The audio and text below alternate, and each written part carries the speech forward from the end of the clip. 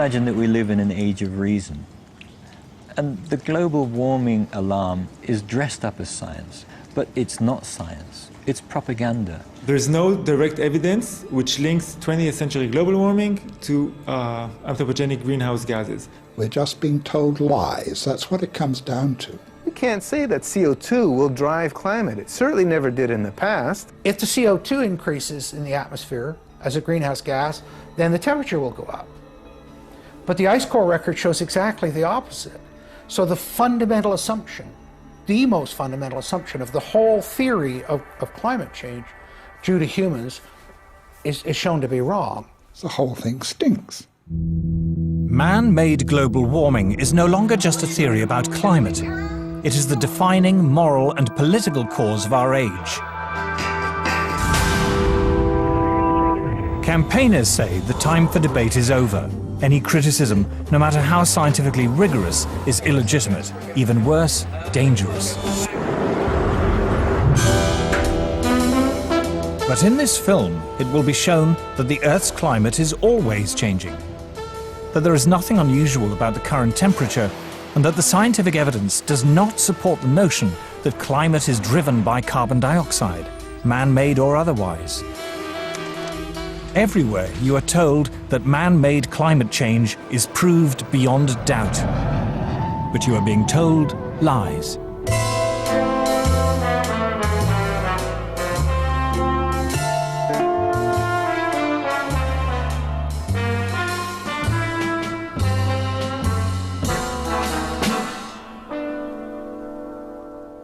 When people say, we don't believe in global warming, I say, no, I believe in global warming. I don't believe that human CO2 is causing that warming. A few years ago, if you would ask me, I would tell you it's CO2. Why? Because just like everyone else in the public, I listened to what the media had to say.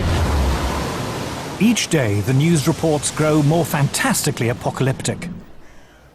Politicians no longer dare to express any doubt about climate change. There is such intolerance of any dissenting voice. Are some of the worst climate criminals on the planet. This is the most politically incorrect thing possible, is to doubt this climate change orthodoxy. Global warming has gone beyond politics. It is a new kind of morality. Now, the Prime Minister's back from his holidays, unrepentant and unembarrassed about yet another long-haul destination. Yet, as the frenzy over man-made global warming grows shriller, many senior climate scientists say the actual scientific basis for the theory is crumbling. There were periods, for example, in Earth's history when we had 3 times as much CO2 as we have today, or periods when we had 10 times as much CO2 as we have today. And if CO2 has a large effect on climate, then you should see it in the temperature reconstruction. If we look at climate through the geological time frame, we would never suspect CO2 as a major climate driver. None of the major climate changes in the last 1,000 years can be explained by CO2. We can't say that CO2 will drive climate. It certainly never did in the past. I've often heard it said that there is a consensus of thousands of scientists on the global warming issue and that humans are causing a catastrophic change to the climate system. Well, I am one scientist, and there are many that simply think that is not true. Man-made global warming is no ordinary scientific theory. This morning, the Intergovernmental Panel on Climate Change made up of... It is presented in the media as having the stamp of authority of an impressive international organization. From the IPCC, the United Nations Intergovernmental Panel on Climate Change, or IPCC. The IPCC, like any UN body, is political. The final conclusions are politically driven. This claim that the IPCC is the world's top 1,500 or 2,500 scientists, you look at the bibliographies of the people and it's simply not true. There are quite a number of non-scientists. And to build the number up to 2,500, they have to start taking reviewers and government people and so on, anyone who ever came close to them. And none of them are asked to agree.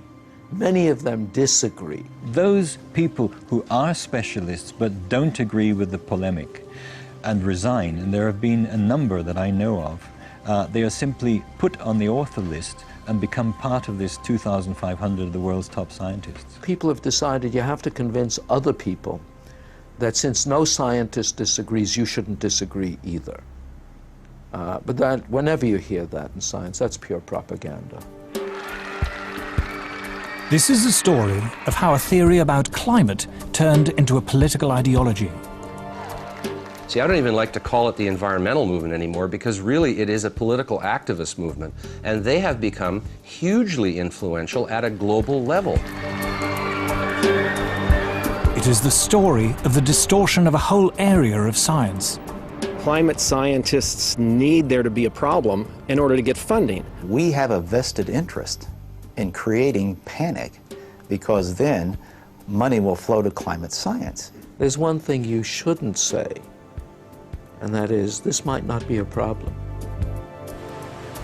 It is the story of how a political campaign turned into a bureaucratic bandwagon. Fact of the matter is that tens of thousands of jobs depend upon global warming right now. It's a big business. It's become a great industry in itself. And if the whole global warming farrago collapsed, there'd be an awful lot of people out of jobs and looking for work. This is a story of censorship and intimidation. I have seen and heard their spitting fury at anybody who might disagree with them, which is not the scientific way. It is a story about Westerners invoking the threat of climatic disaster to hinder vital industrial progress in the developing world. One clear thing that emerges from the whole environmental debate is the point that there's somebody keen to kill the African dream, and the African dream is to develop. The environmental movement has evolved into the strongest force there is for preventing development in the developing countries. The global warming story is a cautionary tale of how a media scare became the defining idea of a generation. The whole global warming business has become like a religion. And people who disagree are called heretics. I'm a heretic. The makers of this program are all heretics.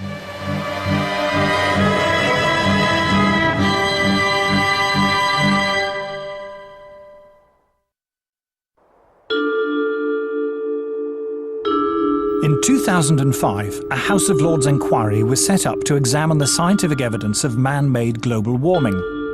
A leading figure in that inquiry was Lord Lawson of Blaby, who, as Chancellor of the Exchequer in the 1980s, was the first politician to commit government money to global warming research. We had a very, very thorough inquiry, took evidence from a whole lot of people expert in this area and produced a report. What surprised me was to discover how weak and uncertain the science was. In fact, there are more and more thoughtful people, some of them a little bit frightened to come out in the open, but who quietly, privately, and some of them publicly, are saying, hang on, wait a minute, this simply doesn't add up. We are told that the Earth's climate is changing. But the Earth's climate is always changing. In Earth's long history, there have been countless periods when it was much warmer and much cooler than it is today, when much of the world was covered by tropical forests or else vast ice sheets. The climate has always changed, and changed without any help from us humans. We can trace the present warming trend back at least 200 years, to the end of a very cold period in Earth's history. This cold spell is known to climatologists as the Little Ice Age. Let it snow, let it snow, let it snow. It doesn't show signs of stopping. In the 14th century, Europe plunged into the Little Ice Age. And where we would look for evidence of this are the old illustrations and prints and pictures of Old Father Thames. Because during the hardest and toughest winters of that Little Ice Age, the Thames would freeze over. And there were wonderful ice fairs held on the Thames, skating and people actually selling things on the ice. If we look back further in time, before the Little Ice Age, we find a balmy golden era when temperatures were higher than they are today, a time known to climatologists as the medieval warm period.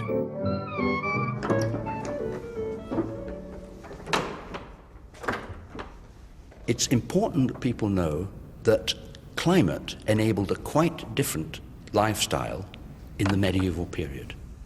We have this view today that warming is going to have apocalyptic outcomes. In fact, wherever you describe this warm period, it appears to be associated with riches. We're having a heat wave. In Europe, this was the great age of the cathedral builders, a time when, according to Chaucer, vineyards flourished even in the north of England. All over the city of London, there are little memories of the vineyards that grew in the medieval warm period. So this was a wonderfully rich time. And this little church, in a sense, symbolizes it, because it comes from a period of great wealth. Going back in time further still, before the medieval warm period, we find more warm spells, including a very prolonged period during the Bronze Age, known to geologists as the Holocene maximum, when temperatures were significantly higher than they are now for more than 3 millennia. If we go back 8,000 years in the Holocene period, our current interglacial, it was much warmer than it is today. Now, the polar bears obviously survived that period. They're with us today. They are very adaptable, and these warm periods in the past, what we call hypsithermals, pose no problem for them. Climate variation in the past is clearly natural. So why do we think it's any different today? In the current alarm about global warming, the culprit is industrial society. Thanks to modern industry, luxuries once enjoyed exclusively by the rich are now available in abundance to ordinary people. Novel technologies have made life easier and richer. Modern transport and communications have made the world seem less foreign and distant. Industrial progress has changed our lives. But has it also changed the climate? According to the theory of man-made global warming, industrial growth should cause the temperature to rise. But does it?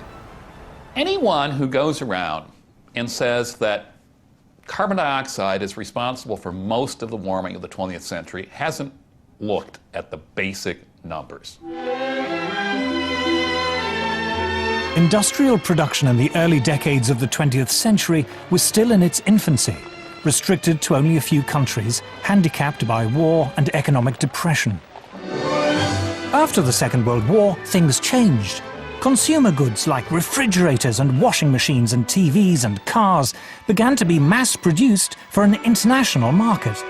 Historians call this global explosion of industrial activity the post-war economic boom.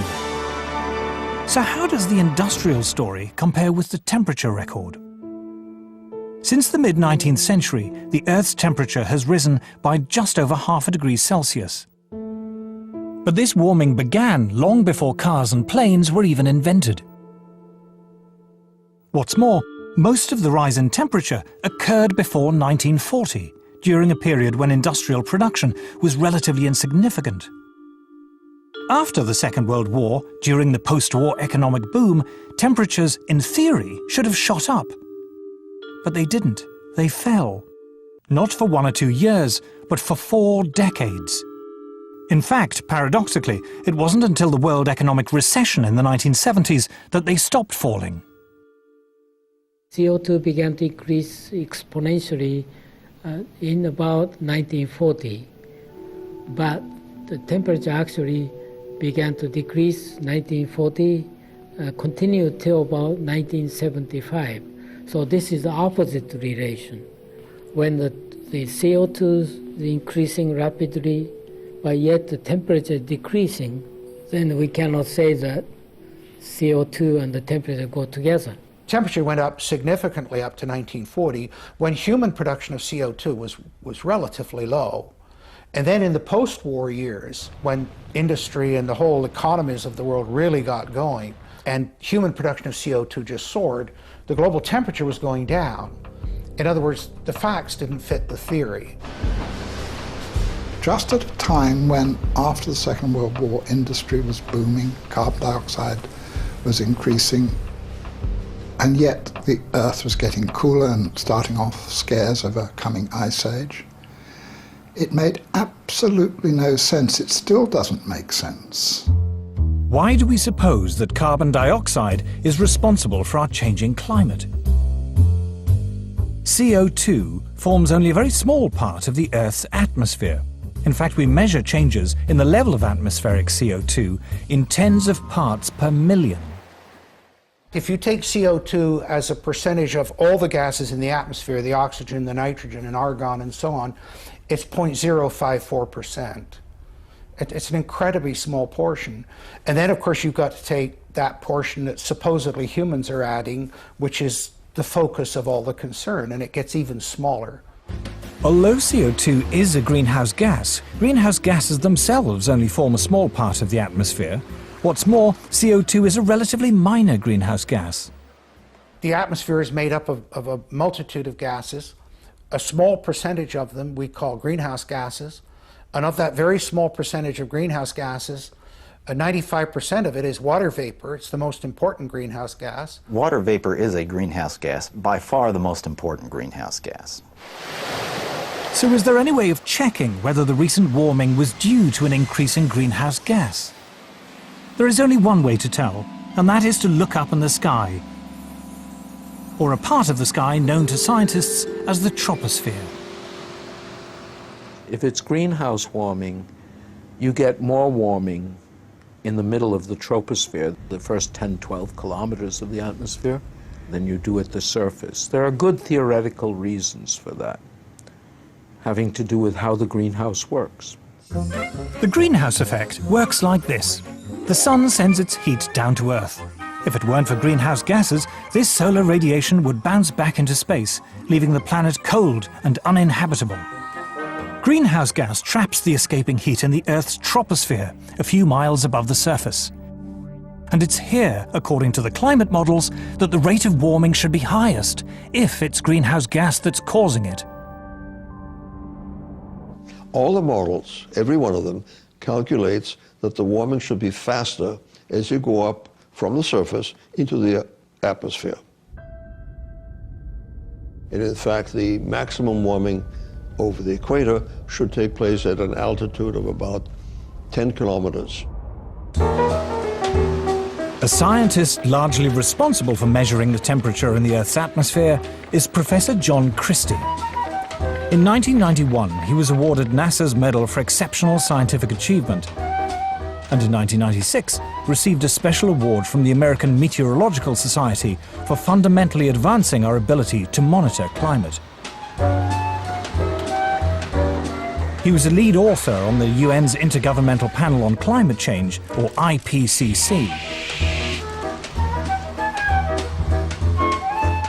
There are two ways to take the temperature in the Earth's atmosphere: satellites and weather balloons. What we found consistently is that in a great part of the planet, that the bulk of the atmosphere is not warming as much as we see at the surface in this region. And that's a real head scratcher for us, because the theory is pretty straightforward. And the theory says that if the surface warms, the upper atmosphere should warm rapidly. The rise in temperature of that part of the atmosphere is not very dramatic at all, and really does not match the theory that climate models are expressing at this point. One of the problems that is plaguing the models is that they predict that as you go up through the atmosphere, except in the polar regions, that the rate of warming increases. And it's quite clear from two data sets, not just satellite data, which everybody talks about, but from weather balloon data, that you don't see that effect. In fact, it looks like the surface temperatures are warming slightly more than the upper air temperatures. That's a big difference. That data gives you a handle on the fact that what you're seeing is warming that probably is not due to greenhouse gases. That is, the observations do not show an increase with altitude. In fact, most observations show a slight decrease in the rate of warming with altitude. So in a sense, you can say that the hypothesis of man-made global warming is falsified by the evidence. So the recent warming of the Earth happened in the wrong place and at the wrong time. Most of the warming took place in the early part of the 20th century and occurred mostly at the Earth's surface, the very opposite of what should have happened according to the theory of man-made global warming. I am Al Gore. I used to be the next president of the United States of America. Former Vice President Al Gore's emotional film, An Inconvenient Truth, is regarded by many as the definitive popular presentation of the theory of man-made global warming. His argument rests on one all-important piece of evidence taken from ice core surveys in which scientists drilled deep into the ice to look back into Earth's climate history hundreds of thousands of years. The first ice core survey took place in Vostok in the Antarctic. What it found, as Al Gore correctly points out, was a clear correlation between carbon dioxide and temperature. We're going back in time now, 650,000 years. Here's what the temperature has been on our Earth. Now, one thing that kind of jumps out at you is, did they ever fit together? Most ridiculous thing I've ever heard. The relationship is actually very complicated, but there is one relationship that is far more powerful than all the others, and it is this. When there is more carbon dioxide, the temperature gets warmer. Al Gore says the relationship between temperature and CO2 is complicated, but he doesn't say what those complications are. In fact, there was something very important in the ice core data that he failed to mention. Professor Ian Clark is a leading Arctic paleoclimatologist who looks back into the Earth's temperature record tens of millions of years. When we look at climate on long scales, we're looking for geological material that actually records climate. If we're to take an ice sample, for example, we use isotopes to reconstruct temperature, but the atmosphere that's imprisoned in that ice, we liberate, and then we look at the CO2 content. Professor Clark and others have indeed discovered, as Al Gore says, a link between carbon dioxide and temperature. But what Al Gore doesn't say is that the link is the wrong way round. So here we're looking at the ice core record from Vostok, and in the red we see temperature going up from early time to later time at a very key interval when we came out of a glaciation. And we see the temperature going up, and then we see the CO2 coming up. CO2 lags behind that increase. It's got an 800-year lag, so temperature is leading CO2 by 800 years. There have now been several major ice core surveys. Every one of them shows the same thing. The temperature rises or falls, and then, after a few hundred years, carbon dioxide follows. So obviously, carbon dioxide is not the cause of that warming. In fact, we can say that the warming produced the increase in carbon dioxide. CO2 clearly cannot be causing temperature changes. It's a product of temperature. It's following temperature changes. The ice core record goes to the very heart of the problem we have here. They said, if the CO2 increases in the atmosphere as a greenhouse gas, then the temperature will go up. But the ice core record shows exactly the opposite. So the fundamental assumption, the most fundamental assumption of the whole theory of climate change due to humans is shown to be wrong. But how can it be that higher temperatures lead to more CO2 in the atmosphere? To understand this, we must first restate the obvious point that carbon dioxide is a natural gas produced by all living things. Few things annoy me more than to hear people talking about carbon dioxide as being a pollutant. You're made of carbon dioxide. I'm made of carbon dioxide. Carbon dioxide is how living things grow. What's more, humans are not the main source of carbon dioxide. Humans produce a small fraction in the single digits percentage-wise of the CO2 that is produced in the atmosphere. Volcanoes produce more CO2 each year than all the factories and cars and planes and other sources of man-made carbon dioxide put together. More still comes from animals and bacteria, which produce about 150 gigatons of CO2 each year, compared to a mere 6.5 gigatons from humans. An even larger source of CO2 is dying vegetation, from falling leaves, for example, in the autumn. But the biggest source of CO2 by far is the oceans.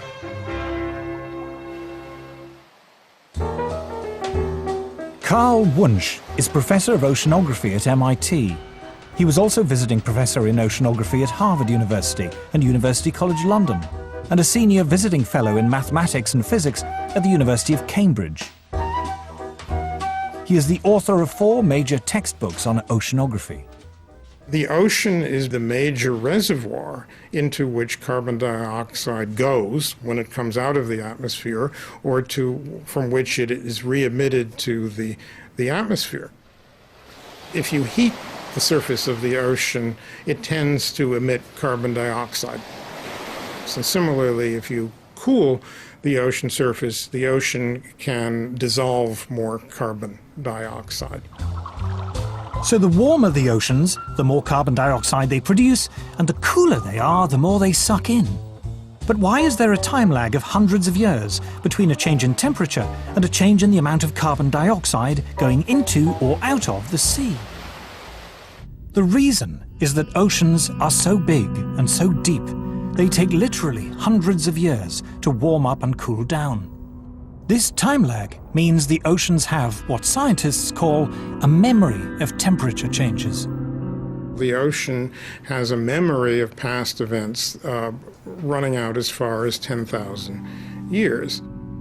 So, for example, if somebody says, "Oh, I'm seeing changes in the North Atlantic," this must mean that the climate system is changing. It may only mean that something happened in a remote part of the ocean decades or hundreds of years ago, whose effects are now beginning to show up in the North Atlantic. The current warming began long before people had cars or electric lights. In the past 150 years, the temperature has risen just over half a degree Celsius. But most of that rise occurred before 1940. Since that time, the temperature has fallen for 4 decades and risen for 3. There is no evidence at all from Earth's long climate history that carbon dioxide has ever determined global temperatures. But if CO2 doesn't drive Earth's climate, what does?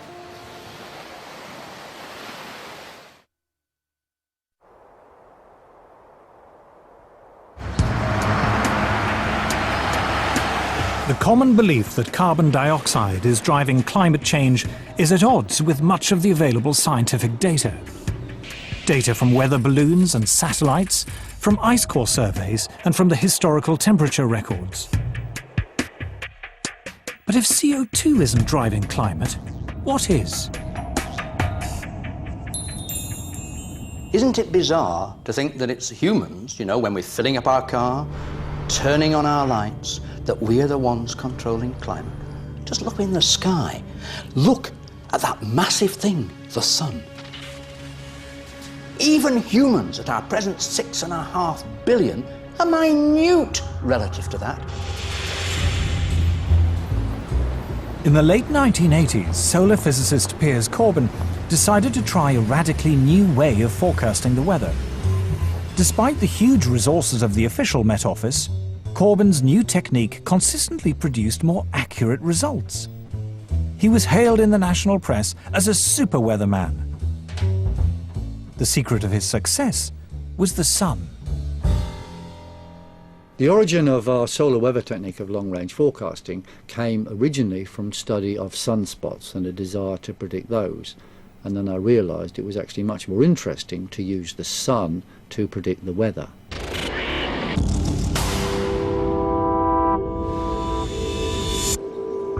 Sunspots, we now know, are intense magnetic fields which appear at times of higher solar activity. But for many hundreds of years, long before this was properly understood, astronomers around the world used to count the number of sunspots in the belief that more spots heralded warmer weather. In 1893, the British astronomer Edward Maunder observed that during the Little Ice Age, there were barely any spots visible on the sun, a period of solar inactivity which became known as the Maunder minimum. But how reliable are sunspots as an indicator of the weather? Okay, bye. I decided to test it by gambling on the weather through William Hill against what the Met Office said was a a normal expectation. And I won money month after month after month after month. Last winter the Met Office said it could be or would be an exceptionally cold winter. We said, no, that is nonsense, it's going to be very close to normal. And we specifically said when it would be cold, i.e. after Christmas and February. We were right, they were wrong. In 1991, senior scientists at the Danish Meteorological Institute decided to compile a record of sunspots in the 20th century and compare it with the temperature record. What they found was an incredibly close correlation between what the sun was doing and changes in temperature on Earth. Solar activity, they found, rose sharply to 1940, fell back for 4 decades until the 1970s, and then rose again after that. When we saw this correlation between the temperature and solar activity or sunspot cycle lengths, then people said to us, okay, it can be just a coincidence. So how can we prove that it's not just a coincidence? Well, one obvious thing is to have a longer time series or different time series. Then we went back in time. So Professor Friis Christiansen and his colleagues examined 400 years of astronomical records to compare sunspot activity against temperature variation. Once again, they found that variations in solar activity were intimately linked to temperature variation on Earth. It was the sun, it seemed, not carbon dioxide or anything else, that was driving changes in the climate. In a way, it's not surprising. The sun affects us directly, of course, when it sends down its heat. But we now know the sun also affects us indirectly through clouds. Clouds have a powerful cooling effect, but how are they formed? In the early 20th century, scientists discovered that the Earth was constantly being bombarded by subatomic particles. These particles, which they called cosmic rays, originated, it was believed, from exploding supernovae far beyond our solar system. When the particles coming down meet water vapor rising up from the sea, they form water droplets and make clouds. But when the sun is more active and the solar wind is strong, fewer particles get through and fewer clouds are formed. Just how powerful this effect was became clear only recently, when an astrophysicist, Professor Neer Shaviv, decided to compare his own record of cloud-forming cosmic rays with the temperature record created by a geologist, Professor Jan Weitzer, going back 600 million years. What they found was that when cosmic rays went up, the temperature went down. When cosmic rays went down, the temperature went up. Clouds and the Earth's climate were very closely linked. To see how close, you just flip the lines. We just compared the graphs, just put them one upon the other, and it was just amazing. Jan Weitzer looked at me and says, you know, we have very explosive data here. I've never seen such vastly different records coming together so beautifully to show really what was happening over that long period of time. The climate was controlled by the clouds. The clouds were controlled by cosmic rays. And the cosmic rays were controlled by the sun. It all came down to the sun. If you had X-ray eyes, what appears as a nice, friendly yellow ball would appear like a raging tiger.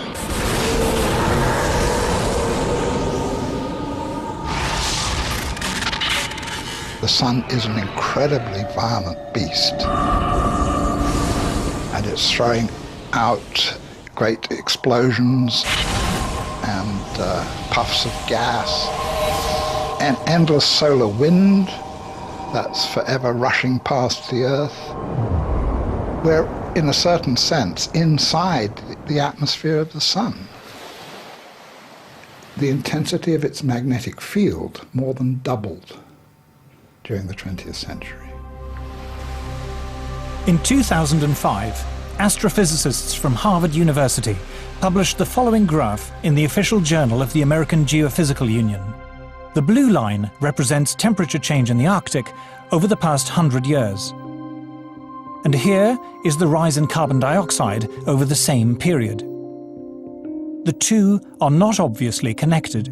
But now look again at the temperature record, and at this red line, which depicts variations in solar activity over the past century as recorded independently by scientists from NASA and America's National Oceanic and Atmospheric Administration.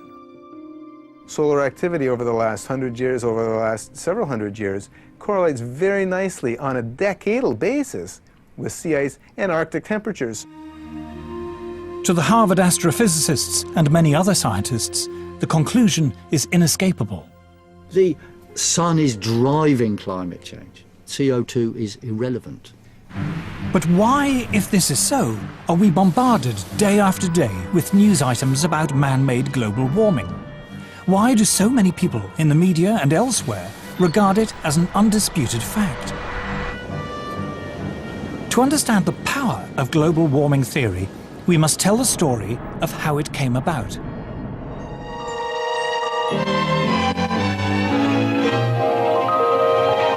The weather satellite depicts a planet that grieves for its lost harvests in coming to the parched... Doom-laden predictions about climate change are not new.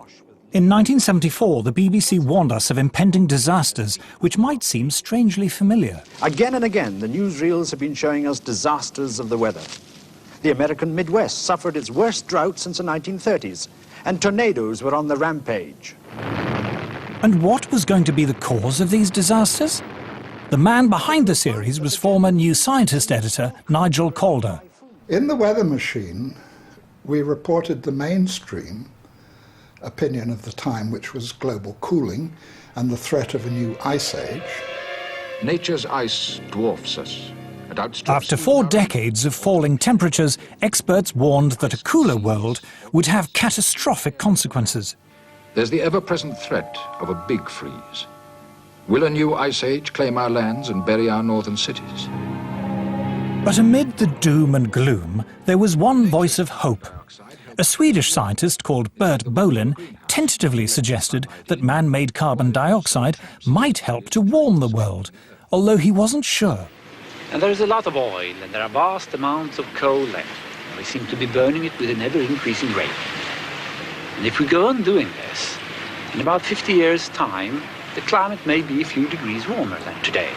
We just don't know. We were also the first to put Bert Bolin of Sweden on international television talking about the dangers of carbon dioxide.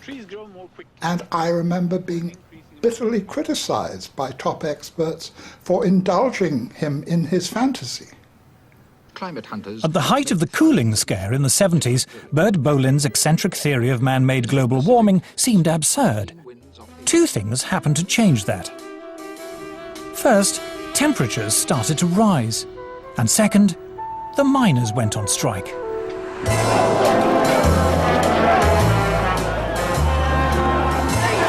To Margaret Thatcher, energy was a political problem. In the early 70s, the oil crisis had plunged the world into recession, and the miners had brought down Ted Heath's Conservative government. Mrs. Thatcher was determined the same would not happen to her. She set out to break their power. What we have seen in this country is the emergence of an organized revolutionary minority who are prepared to exploit industrial disputes, but whose real aim is the breakdown of law and order and the destruction of democratic parliamentary government. The politicization of this subject started with Margaret Thatcher. She was very concerned always, I remember when I was Secretary of State for Energy, to promote nuclear power. Long before the issue of climate change came up, because she was concerned about energy security, and she didn't trust the Middle East, and she didn't trust the National Union of Mine Workers. So she didn't trust oil, and she didn't trust coal. So therefore she felt we really had to push ahead with nuclear power. And then when the climate change, global warming thing came up, she felt, well, this is great. This is another argument, because it doesn't have any carbon dioxide emissions. This is another argument why you should go for nuclear. And that is what she was really largely saying. It's been misrepresented since then. And so she said to the scientists, she went to the Royal Society and she said, there's money on the table for you to prove this stuff. So, of course, they went away and did that. Inevitably, the moment politicians put their weight behind something and attach their name to it in some ways, of course, money will flow. That's the way it goes.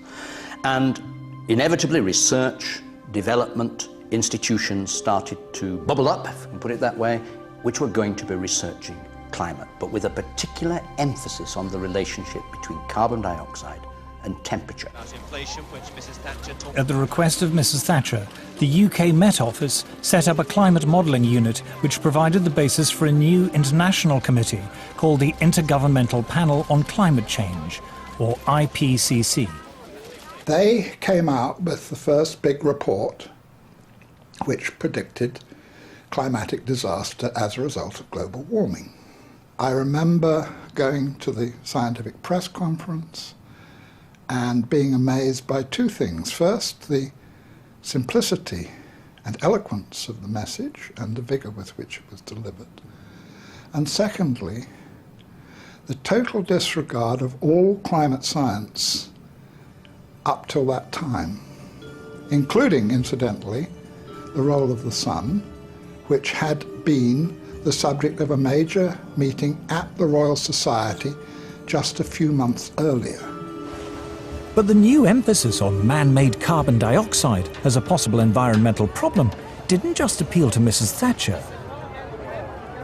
It was certainly something very favourable to the environmental idea, what I call the medieval environmentalism of let's get back to the way things were in medieval times and get rid of all these dreadful cars and machines.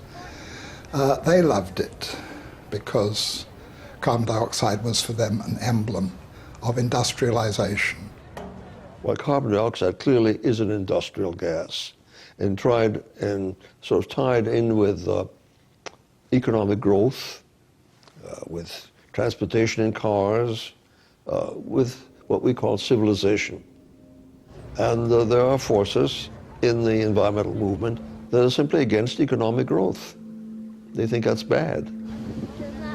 It could be used to legitimize a whole suite of myths that already existed: anti-car, anti-growth, anti-development, and above all, anti that great Satan, the US. Patrick Moore is considered one of the foremost environmentalists of his generation. He is co-founder of Greenpeace. The shift to climate being a major focal point came about for two very distinct reasons. The first reason was because by the mid-'80s, a majority of people now agreed with all of the reasonable things we in the environmental movement were saying they should do. Now, when a majority of people agree with you, it's pretty hard to remain confrontational with them. And so the only way to remain anti-establishment was to adopt ever more extreme positions. When I left Greenpeace, it was in the midst of them adopting a campaign to ban chlorine worldwide. Like I said, you guys, this is one of the elements in the periodic table, you know. I mean, I'm not sure if that's in our jurisdiction to be banning a whole element. Destroying the wall were soon down. The other reason that environmental extremism emerged was because world communism failed, the wall came down, and a lot of peaceniks and political activists moved into the environmental movement, bringing their neo-Marxism with them, and learned to use green language in a very clever way to cloak agendas that actually have more to do with anti-capitalism and anti-globalization than they do anything with ecology or science. The left have been slightly disoriented by the manifest failure of socialism and indeed even more so of communism as it was tried out. And therefore they still remain as anti-capitalist as they were, but they have to find a new guise for their anti-capitalism. And it was a kind of amazing alliance from Margaret Thatcher on the right through to very left-wing anti-capitalist environmentalists that created this kind of momentum behind a loony idea. By the early 1990s, man-made global warming was no longer a slightly eccentric theory about climate. It was a full-blown political campaign. It was attracting media attention, and as a result, more government funding. Prior to Bush the Elder, I think the level of funding for climate and climate-related sciences was somewhere around the order of $170 million a year, which was reasonable for the size of the field. It jumped to $2 billion a year, more than a factor of 10. And yeah, that changed a lot. I mean, that's a lot of jobs. A lot of jobs. It brought a lot of new people into it who otherwise were not interested. So you developed whole cadres of people whose only interest in the field was that there was global warming. If I wanted to do research on, shall we say, the squirrels of Sussex, what I would do, and this is any time from 1990 onwards, I would write my grant application saying, I want to investigate the nut-gathering behavior of squirrels with special reference to the effects of global warming. And that way I get my money. If I forget to mention global warming, I might not get the money.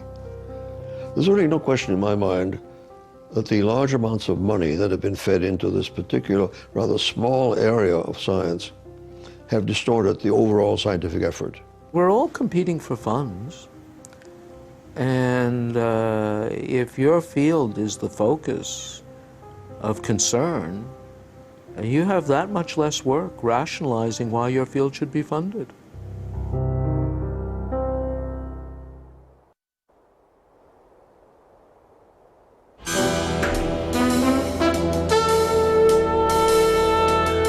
By the 1990s, tens of billions of dollars of government funding in the US, UK and elsewhere were being diverted into research relating to global warming. A large portion of those funds went into building computer models to forecast what the climate will be in the future. But how accurate are those models? Dr. Roy Spencer was Senior Scientist for Climate Studies at NASA's Marshall Space Flight Center. He has been awarded medals for exceptional scientific achievement from both NASA and the American Meteorological Society. Climate models are only as good as the assumptions that go into them, and they have hundreds of assumptions. All it takes is one assumption to be wrong for the forecast to be way off.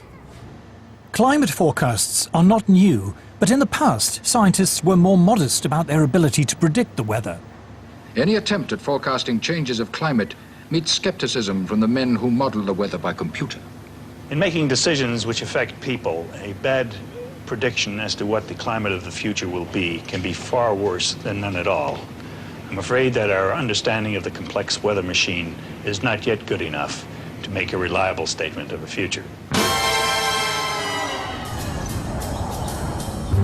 All models assume that man-made CO2 is the main cause of climate change, rather than the sun or the clouds. The analogy I use is like my car is not running very well, so I'm going to ignore the engine, which is the sun, and I'm going to ignore the transmission, which is the water vapor, and I'm going to look at one nut on the right rear wheel, which is the human-produced CO2. It's that, the science is that bad. If you haven't understood the climate system, if you haven't understood all the components, the cosmic rays, the solar, the CO2, the water vapor, the clouds, and put it all together, if you haven't got all that, then your model isn't worth anything. The range of climate forecasts varies greatly. These variations are produced by subtly altering the assumptions upon which the models are based. The models are so complicated, you can often adjust them in such a way that they do something very exciting. I've worked with modelers, I've done modeling, and with a mathematical model and you tweak parameters, you can model anything. You can make it warmer, you can make it get colder by changing things. Since all the models assume that man-made CO2 causes warming, one obvious way to produce a more impressive forecast is to increase the amount of imagined man-made CO2 going into the atmosphere. We put an increase in carbon dioxide in them that is 1% per year. It's been 0.49% per year for the last 10 years, 0.42 for the 10 years before that, and 0.43 for the 10 years before that. So the models have twice as much greenhouse warming radiation going in them as is known to be happening. It shouldn't shock you that they predict more warming than is occurring. Models predict what the temperature might be in 50 or 100 years' time. It is one of their peculiar features that long-range climate forecasts are only proved wrong long after people have forgotten about them. As a result, there is a danger, according to Professor Carl Wunsch, that modelers will be less concerned in producing a forecast that is accurate than one that is interesting. Even within the scientific community, you see, it's a problem. If I run a complicated model and I do something to it, like melt a lot of ice into the ocean, and nothing happens, it's not likely to get printed. But if I run the same model and I adjust it in such a way that something dramatic happens to the ocean circulation, like the heat transport turns off, it will be published. People will say this is very exciting. It will even get picked up by the media. So there is a bias, there's a very powerful bias within the media and within the science community itself toward results which are dramatizable. The Earth freezes over. That's a much more interesting story than saying, well, you know, it fluctuates around. Sometimes the mass flux goes up by 10%, sometimes it goes down by 20%, but eventually it comes back. Well, you know, which would you do a story on? I mean, that's what it's about. To the untrained eye, computer models look impressive, and they give often wild speculation about the climate the appearance of rigorous science. They also provide an endless source of spectacular stories for the media. The thing that has amazed me as a lifelong journalist is how the most elementary principles of journalism seem to have been abandoned on this subject. In fact, the theory of man-made global warming has spawned an entirely new branch of journalism. You've got a whole new generation of reporters, environmental journalists. Now, if you're an environmental journalist, and if the global warming story goes in the trash can, so does your job. It really is that crude. And the reporting has to get more and more hysterical because there are still, fortunately, a few hardened news editors around who will say, you know, this is what you were saying 5 years ago.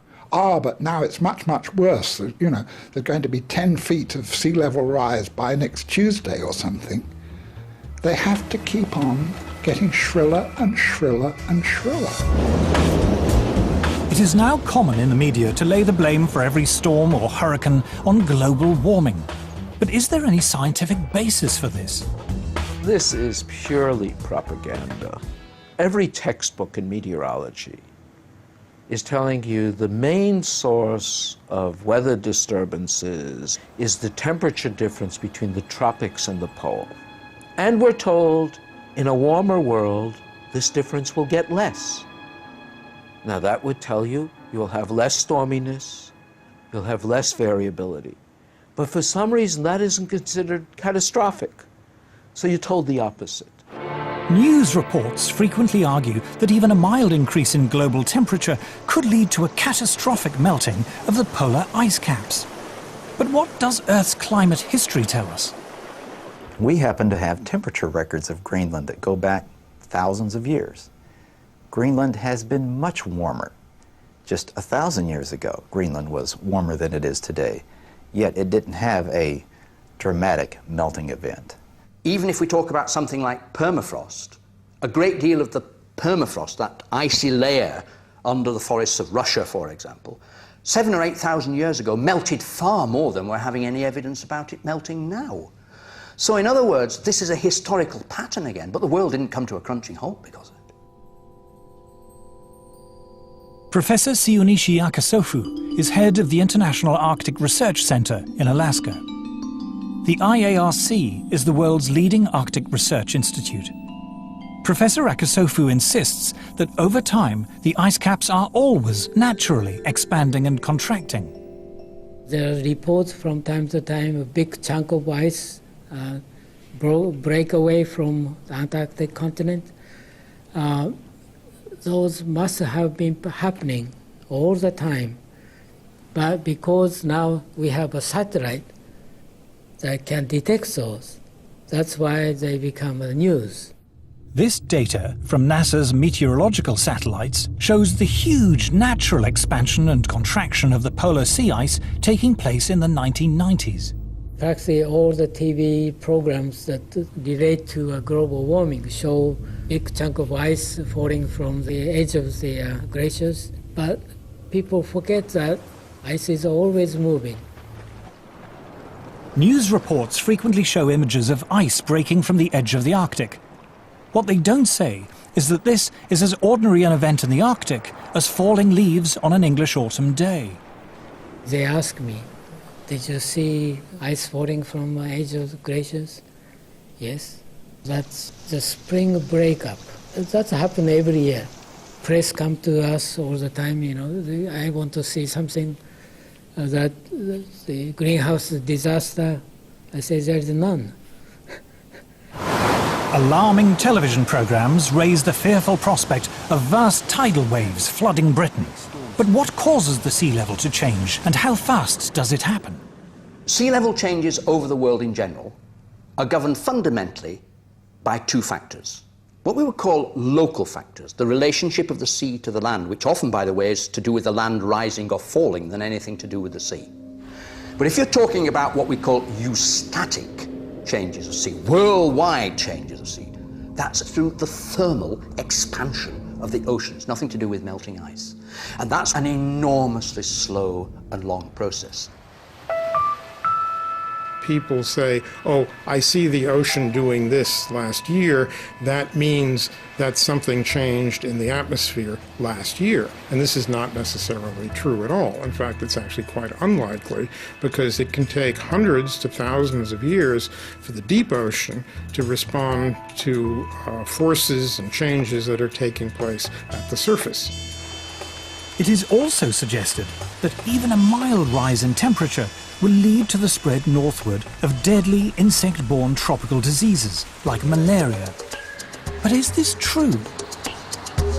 Professor Paul Reiter of the Pasteur Institute in Paris is recognized as one of the world's leading experts on malaria and other insect-borne diseases.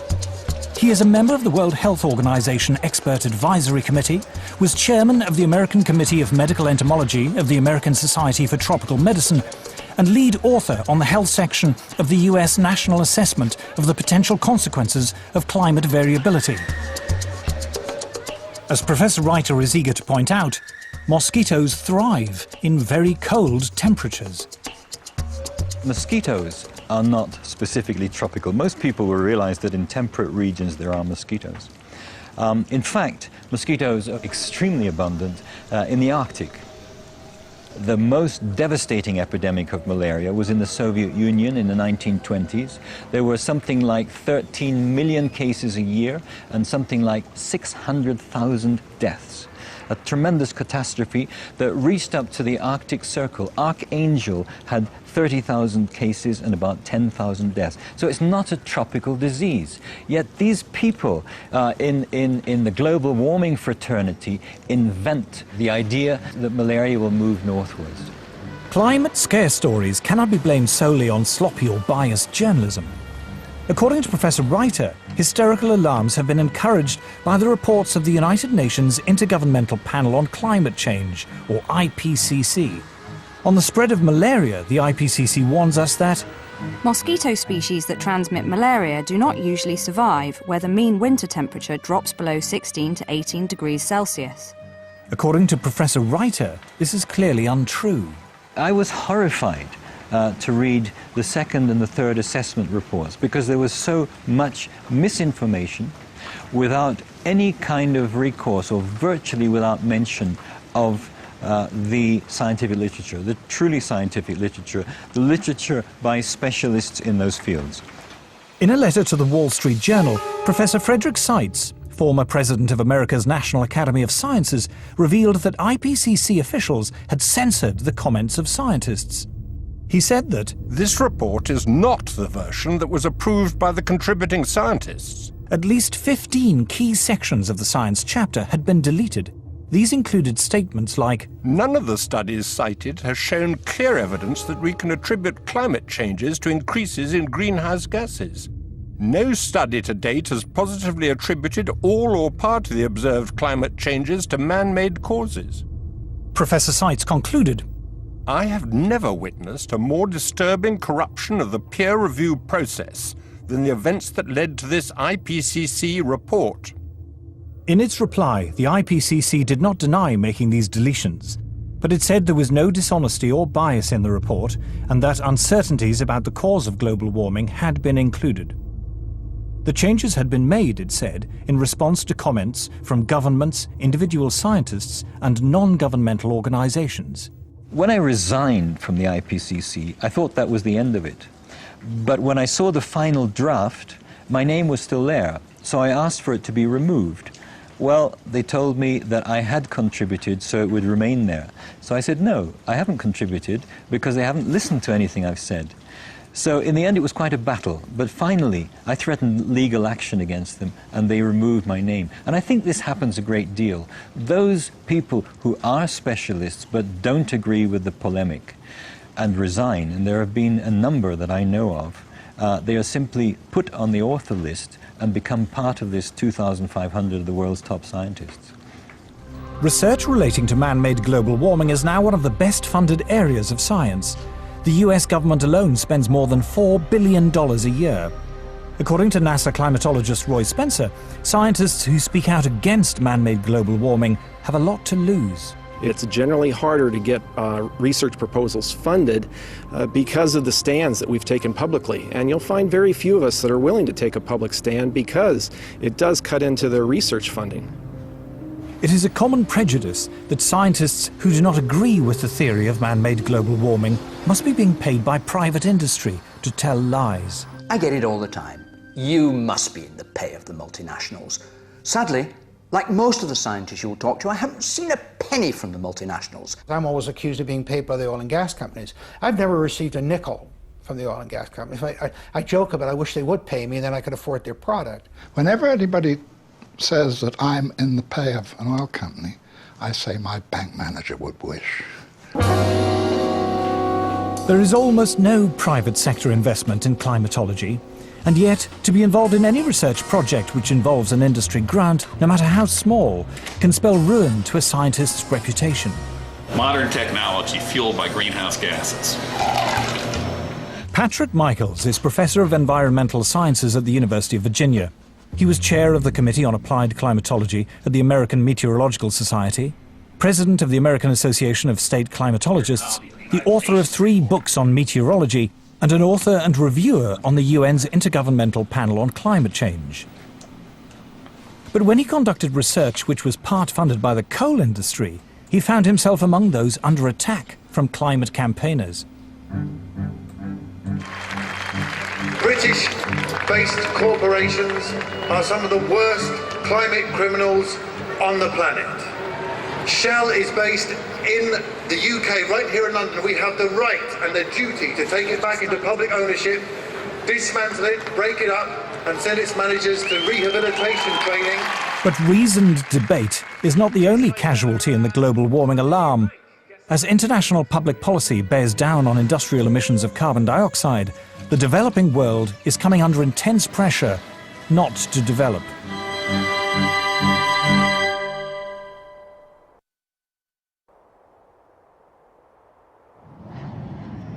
I'm no expert on climate change, I'm no scientist, and what I'm going to say next is a great big turn-off. It's just that. Turn it off! Anything you don't need, you're not using, it's easier than you think to make a difference. Delegates from around the world are flying into Nairobi for a conference sponsored by the UN to talk about global warming. Civil servants, professional NGO campaigners, carbon offset fund managers, environmental journalists and others will discuss every aspect of man-made climate change, from how to promote solar panels in Africa to the relationship between global warming and sexism. The conference lasts 10 days. The number of delegates exceeds 6,000. The billions of dollars invested in climate science means there is a huge constituency of people dependent upon those dollars. And they will want to see that carry forward. It happens in any bureaucracy. Where I live, we have a local council global warming officer. There's a huge tail out there of people who have, in one way or another, been recruited to join this particular bandwagon. Anybody who stands up and says, hey, wait a minute, let's look at this coolly and rationally and carefully and see actually how much merit, how much this stands up, they will be ostracized. Scientists, accustomed to the relative civility and obscurity of academic life, suddenly find themselves publicly attacked if they dare to challenge the theory of man-made global warming, vilified by campaign groups and even within their own universities. It's the old English saying, if you stand up in the coconut shy, they're going to throw at you.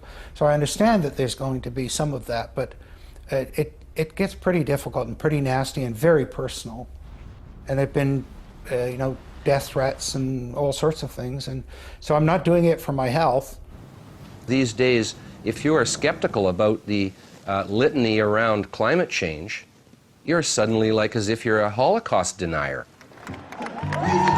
The environmental movement, really, it is a political activist movement. And they have become hugely influential at a global level. And every politician is aware of that today. Whether you're on the left, in the middle, or the right, you have to pay homage to the environment. In the past month, the global warming campaign has won a great victory.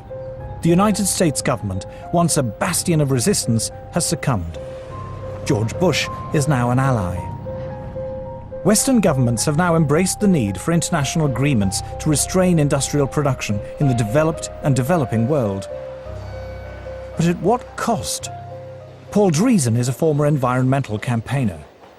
My big concern with global warming is that the policies being pushed to supposedly prevent global warming are having a disastrous effect on the world's poorest people. Global warming campaigners say it does no harm to be on the safe side. Even if the theory of man-made climate change is wrong, we should impose draconian measures to cut carbon emissions just in case. They call this the precautionary principle. The precautionary principle is a very interesting beast. It's basically used to promote a particular agenda and ideology.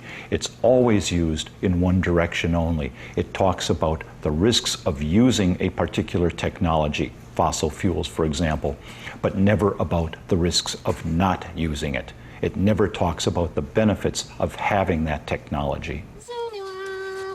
Anne Muagela is about to cook a meal for her children. She is one of the 2 billion people, a third of the world's population, who have no access to electricity. Instead, they must burn wood or dried animal dung in their homes. The indoor smoke this creates is the deadliest form of pollution in the world. According to the World Health Organization, 4 million children under the age of 5 die each year from respiratory diseases caused by indoor smoke, and many millions of women die early from cancer and lung disease for the same reason. If you were to ask a rural person to define development, they'll tell you, yes, I know I've moved to the next level when I have electricity. Actually, not having electricity creates such a long chain of problems because the first thing you will miss is the light. So you get that they have to go to sleep earlier because there's no light. There's no reason to stay awake. I mean, you can't talk to each other in darkness. No refrigeration or modern packaging means that food cannot be kept. A fire in the hut is too smoky and consumes too much wood to be used as heating. There is no hot water. We in the West cannot begin to imagine how hard life is without electricity. The life expectancy of people who live like this is terrifyingly short, their existence impoverished in every way. A few miles away, the UN is hosting its conference on global warming in its plush gated headquarters. The gift shop is selling souvenirs of peasant tribal life, while delegates discuss how to promote what are described as sustainable forms of electrical generation. Africa has coal and Africa has oil, but environmental groups are campaigning against the use of these cheap sources of energy. Instead, they say Africa and the rest of the developing world should use solar and wind power. A short drive out of Nairobi, we find our first solar panel. A Kenyan public health official has brought us to a clinic which serves several villages. The only electrical implements in the clinic are the electric lights and a refrigerator in which to keep vaccines, medicine and blood samples. Electricity is provided by 2 solar panels. So what can it do successfully? Lighting. Lighting only? Yes. What happens when you put lighting plus the refrigerator and others? What happens? It sounds an alarm. It sounds an alarm? Yeah. Then can we maybe see that?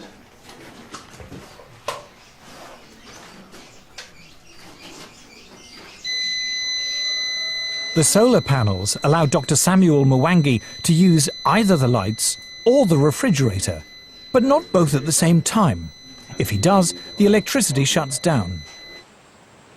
Wind and solar power are notoriously unreliable as a source of electricity and are at least 3 times more expensive than conventional forms of electrical generation. The question would be, how many people in Europe, how many people in the United States are already using that kind of energy? And how cheap is it? You see, if it's expensive for the Europeans, if it's expensive for the Americans, and we are talking about poor Africans, it doesn't make sense. The rich countries can afford to engage in some luxurious experimentation with other forms of energy. But for us, we are still at the stage of survival. To former environmentalist Paul Driesen, the idea that the world's poorest people should be restricted to using the world's most expensive and inefficient forms of electrical generation is the most morally repugnant aspect of the global warming campaign. Let me make one thing perfectly clear. If we're telling the third world that they can only have wind and solar power, what we are really telling them is you cannot have electricity. The challenge we have when we meet Western environmentalists who say we must engage in use of solar panels and wind energy is how we can have Africa industrialized. Because I don't see how a solar panel is going to power a steel industry, how a solar panel is going to power maybe some railway train network. It might work maybe to power a small transistor radio. I think one of the most pernicious aspects of the modern environmental movement is this romanticization of peasant life. And the idea that industrial societies are the destroyers of the world. One clear thing that emerges from the whole environmental debate is the point that there's somebody keen to kill the African dream, and the African dream is to develop. The environmental movement has evolved into the strongest force there is for preventing development in the developing countries. We are being told, don't touch your resource, don't touch your oil, don't touch your coal. That is suicide. I think it's legitimate for me to call them anti-human.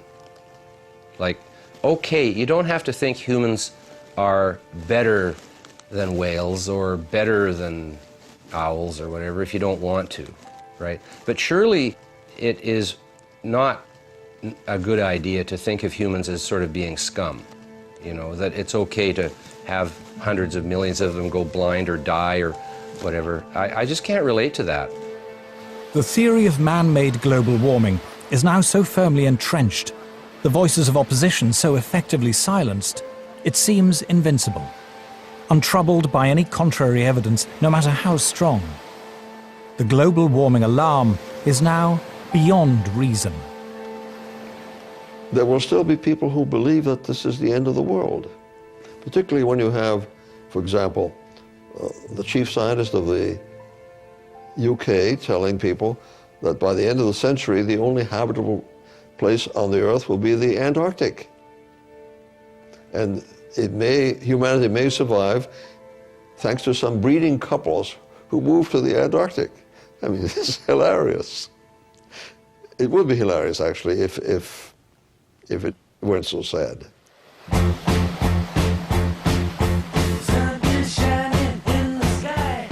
3:15 tonight, dispatches, and how green are our politicians and business leaders.